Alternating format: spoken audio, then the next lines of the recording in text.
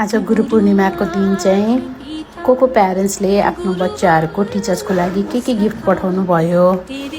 मैले चाहिँ अब आफूले जस्तो जाने जे आयो त्यही गरेँ है। मलाई चाहिँ कस्तो यो दिन मन लाग्यो कि चुरा पलिस टिका अनि यो पोतेको कस्तो राम्रो लाग्यो। अनि यो टप है मैले अब प्रायः जसोले चाहिँ पेनहरू चक्लेटहरू लिएर आएको देखिन्छ नि त।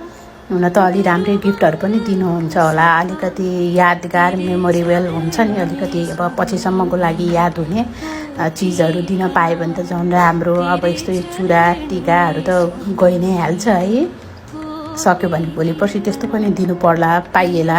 टिचर अनुसार पनि हुन्छ हामीले गिफ्ट दिने, टिचरको कस्तो छ, टिचरले आफ्नो बच्चासँग कस्तो गर्नु भएको छ त्यो अनुसारले पनि हो हामीले पनि टिचरलाई रुचाउने। मेरो नानीको चाहिँ एकदमै राम्रो हुनुहुन्छ, पिजीदेखिको टिचर है, सेरिना म्याम, सेरिना श्रेष्ठ। म चाहिँ सरी एकदमै मजाले कुरा पनि गर्छु, हाम्रो कुरा फोनमा पनि कुरा हुन्छ। अब केही नानीको कुराहरू भयो भने एकदमै लङ हुन्छ क्या कुराहरू, स्कुलमा भेट्यो भने कुरा हुन्छ। अनि मलाई चाहिँ आज यो दिन मन लाग्यो। म्यामलाई चाहिँ मनपर्छ कि पर्दैन है। ल मेरो नानीको तर्फबाट गुरु पूर्णिमाको सानो उपहार सेरिना म्यामलाई। ह्याप्पी गुरु पूर्णिमा सबैजनालाई।